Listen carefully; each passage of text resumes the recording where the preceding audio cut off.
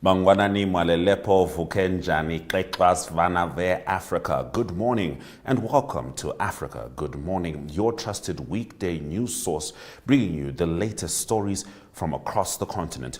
You can catch us on DSTV Channel 285, GOTV Channel 25, streaming on oneup2.com and on the Network Media Hub YouTube channel, including NTV Africa. Now, in today's broadcast, we highlight a major coup plot foiled in Burkina Faso, Ghana's suspension of its Chief Justice, and controversy surrounding South Africa's Floyd Shivambu and his visit to fugitive pastor Shepherd Bushiri. We also explore growing support across Africa for the first black pope following the death of Pope Francis.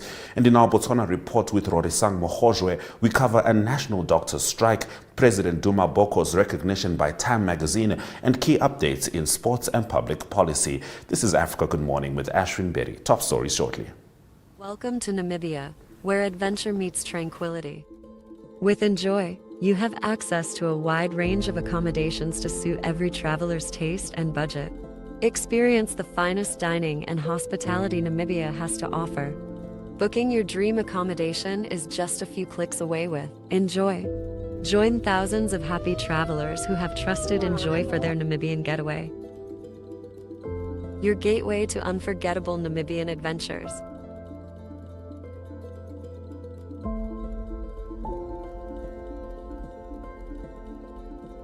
Visit us today at enjoy.my.na.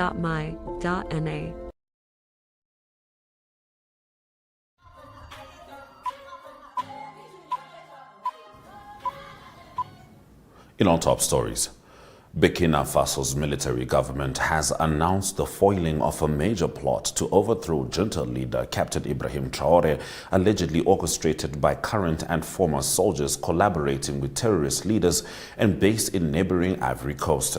Security Minister Mahamadou Sana stated that the plan aimed at attacking the presidential palace and inciting chaos to place the country under international supervision was uncovered last week.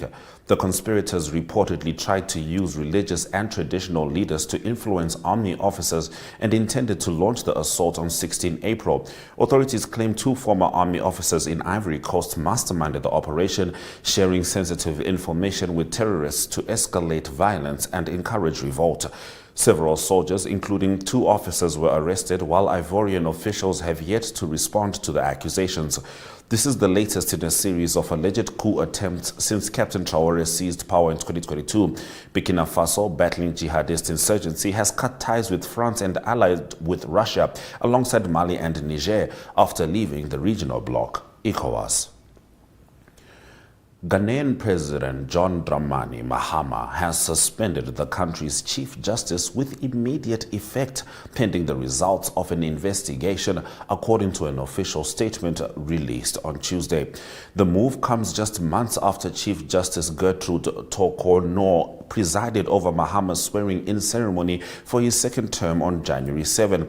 No details have yet been provided about the nature of the probe or what prompted the suspension. The development marks a significant shift in Ghana's judiciary leadership and adds a new layer of political tension in the West African nation. We'll certainly be keeping an eye on that. South African political figure Floyd Shivambu, Secretary General of the Umkhonto weSizwe MK party, is facing widespread criticism after attending an Easter service hosted by controversial preacher Shepherd Bushiri in Malawi. Bushiri, a self-proclaimed prophet, fled South Africa in 2020 while facing charges of fraud and rape and has resisted extradition ever since. Shivambu praised Bushiri's work on social media, calling it unparalleled, and appeared in footage shared by Bushiri that showed him warmly welcomed by the congregation. However, South Africa's Minister of Justice Mamoloko Kubai condemned the visit as an affront to the country's legal system and an act that could encourage evasion of justice. In response to the backlash, the MK party distanced itself from Shivambu's actions, stating the visit was personal and unauthorized by party leadership. The party reaffirmed its stance against gender-based violence and exploitation of vulnerable people through religious manipulation.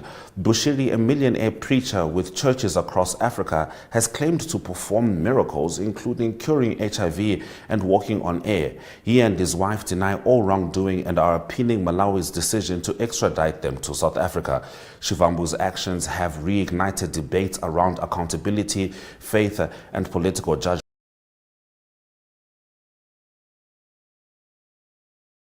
At age 88, hopes are rising across Africa for the appointment of the first black pope in modern history.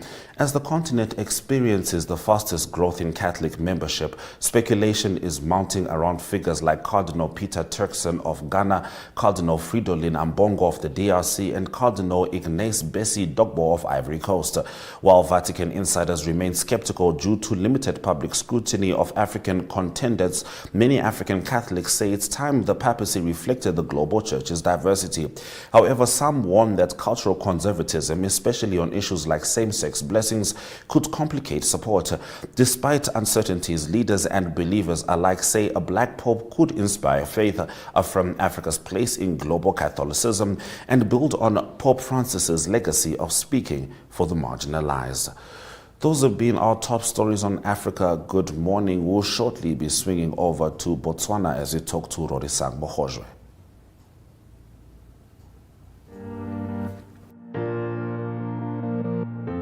Irongo Med is a leading distributor, working in partnership with NewMed and WestMed to meet the comprehensive needs of the Namibian healthcare sector. As a partner pursuing sustainable global healthcare, we offer industry-leading medical solutions through our key focus areas, which include pharmaceuticals, orthopedics, ophthalmology, surgical devices and capital equipment, as well as a well-established scientific laboratory division.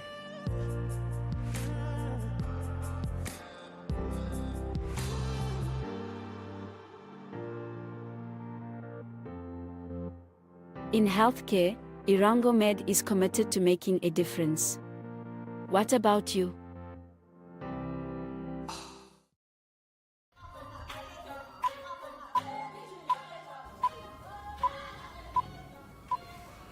It's time to talk to Rorisang Mogojwe in Botswana. Dumelang, Rorisang, welcome to the show.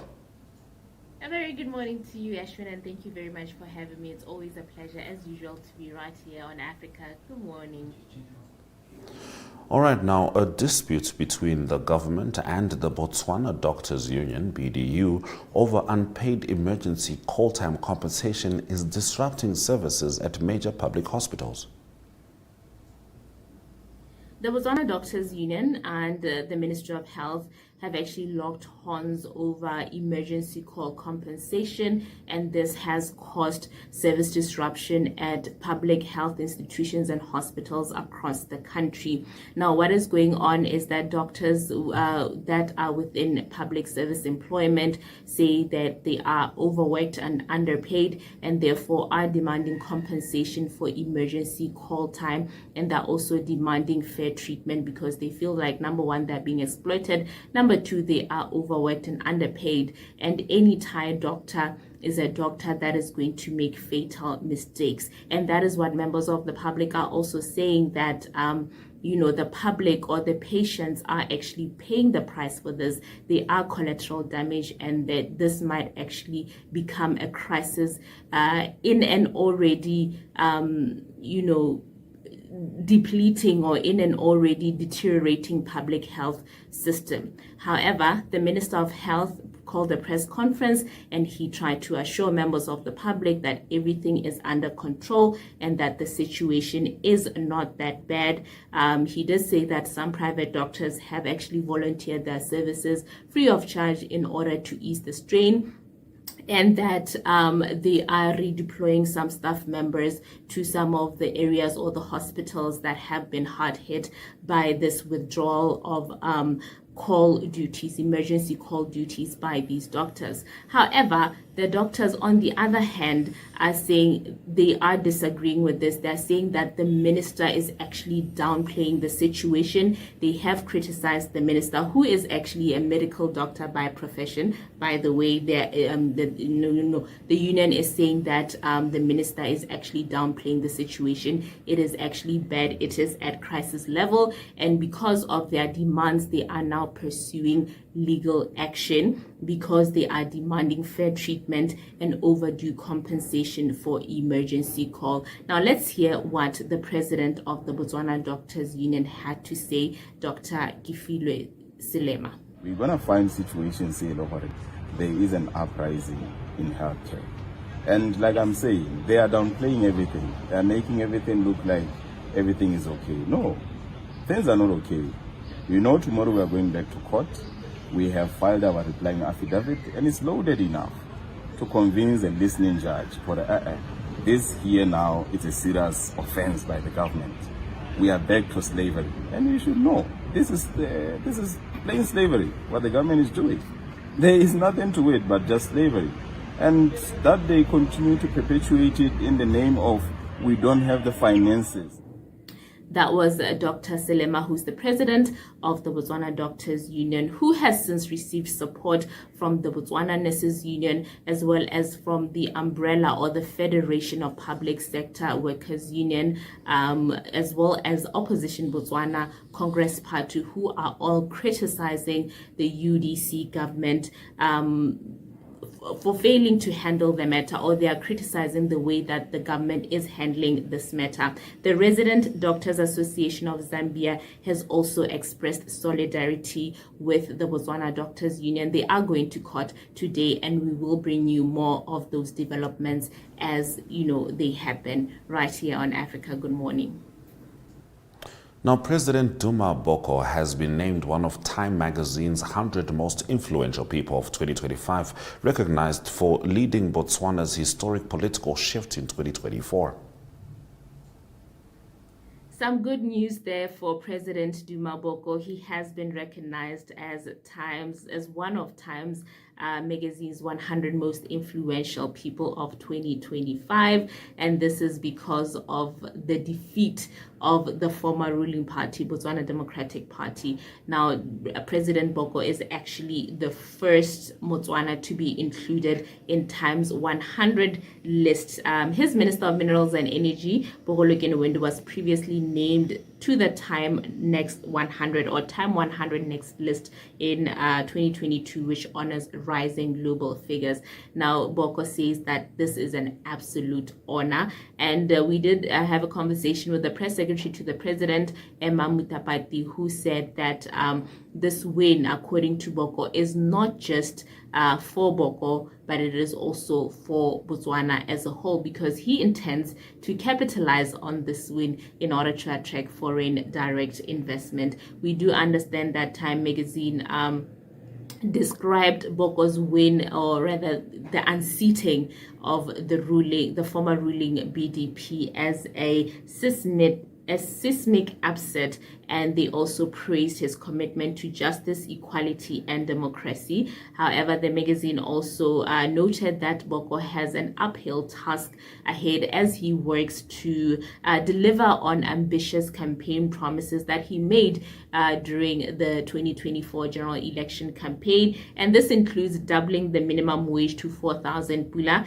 and also expanding some social benefits. And Boko is a 55-year-old Harvard-educated lawyer, Harvard-trained lawyer. He is a human rights lawyer by profession, and he has been celebrated by the Times magazine for unseating the former ruling party after nearly 6 decades. And it is very good news for him and for the country, and congratulations to him.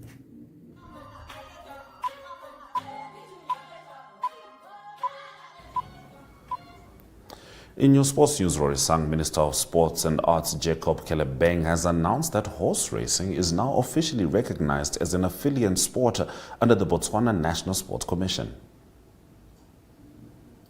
So horse racing is now experiencing a significant growth. It has now been officially recognized as an affiliate sport under the Botswana National Sport Commission, BNSC, and this announcement was made by the Minister of Sports and Arts, Jacob Kelebeng, in the tourism capital of the country, that is Maung, over the Easter long weekend. He did acknowledge horse racing as a competitive sport, appreciating that it is actually growing cultural it is growing in cultural as well as economic significance. He says that it has the potential to not only grow the local economy, but also to contribute to the tourism sector, which consequently does, contribute to the growth of the GDP of the country. Tourism is a major contributor to the GDP of the country. And so he says that Maung being the tourism capital of the country, Maung being the town that has always championed horse racing, is the perfect place to, set up horse racing events and, continue on with this trend, which is very culturally relevant as well as economically relevant. And the Botswana Horse Racing Association has expressed gratitude for this affiliation or for this recognition, saying that it has been a long time coming. They have worked closely with the Botswana National the BNSC, which is the Botswana National Sport Commission, to get their things in order, clean up house, so that they can gain this official recognition, and they are looking forward to hosting many more horse racing events across the country and also participating in some of the already existing tourism events that happen in the country, such as the Toyota 1000 Desert Race, the Makadi Khadi Pans, which these are some of the big events that do bring in a lot of tourists, as we've seen over the long weekend that this race that was happening did bring in some participants from countries across the region, that is in South Africa, Lesotho, as well as in Namibia. And the winning horse, which is called Western Bypass, walked away with a 30,000 Pula grand prize after winning the race in a 2,400 meter grand race. And so congratulations to the Botswana Horse Racing Association for finally gaining that recognition as officially an affiliate of the Botswana National Sport Commission. And finally, Rorisang, the Botswana Football League says it will no longer tolerate last-minute venue changes that have disrupted the FNB Premiership schedule.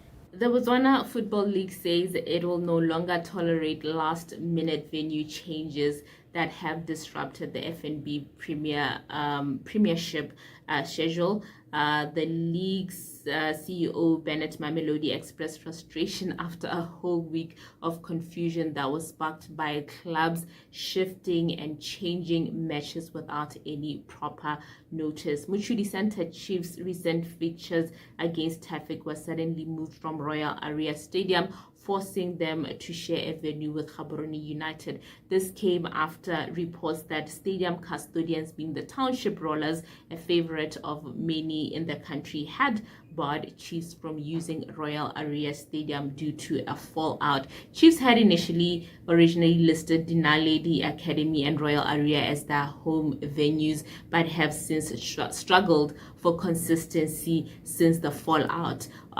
So this has really disrupted a lot of matches and a lot of timelines.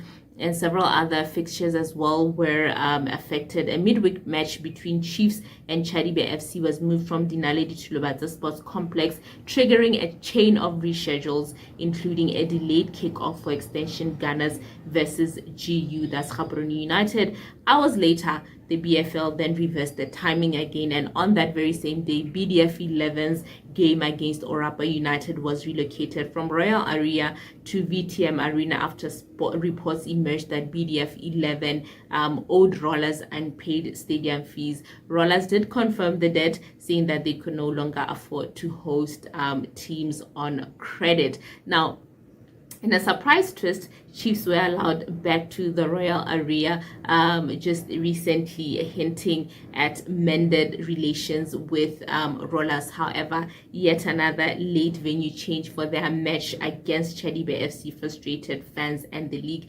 And the Botswana Football League CEO Mamelodi has now drawn the line. He says no more changes for the remaining fixtures will be entertained, because all of this drama has really caused a headache for the Premiership League, and they will not be entertaining any of that anymore.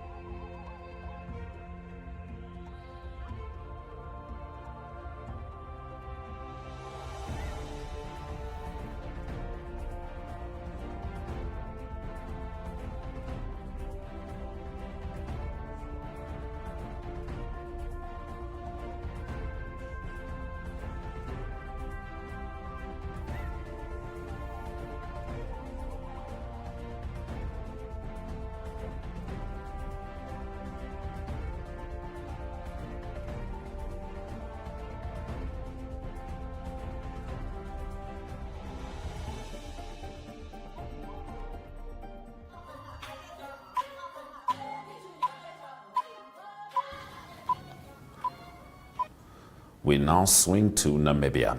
Trevino Forbes, mayor of Walvis Bay, had the privilege of announcing the recipients of the Walvis Bay City Youth Climate Action Fund. In his address, he proudly shared the news that Namibia had been re-elected and selected as a recipient of Bloomberg Philanthropy support. As a result, the city secured funding of 1.8 million Namibian dollars. Awards to our successful beneficiaries to the Youth Climate Fund. Year one, it was about just under $1 million that we received from Bloomberg Philanthropies, for which we are internally grateful. And with the hard work of those beneficiaries that benefited the first round, we were allocated the second round as the successful country to receive another additional $1.8 million. And you sitting here today, your projects were evaluated and they were found to be the successful projects for round two of the Walvis Bay Youth Climate Action Fund. Am I saying it correctly? That's a tongue twister. Youth Climate Action Fund. So that is why you are seated here today. Go to Kusapun Secondary School, Agricultural Science Class, AS12, 90,999. The third will be Flamingo Secondary School, the Environmental Club, for 60. I will just round it off, 65,000 Namibian dollars. Next one is Walvis Bay Gymnasium Greenhouse, 92,500. My name is Lucia Shidima, part of the Eco Wave project, making biodegradable plastic from fish waste. So we asked for $92,200 Namibian, and this idea is already being carried out in top 3 countries, which are the United Kingdom, Spain, and Italy. And in Africa, if we succeed with this, Namibia will be the first to do. Thank you for staying with Africa Good Morning on DSTV 285, GOTV 25, 1up2.com, and Network Media Hub on YouTube. Tomorrow, we zone in on South Africa. But for now, from me, Ashwin Berry, and the Africa Good Morning team, Suraj Kanaga.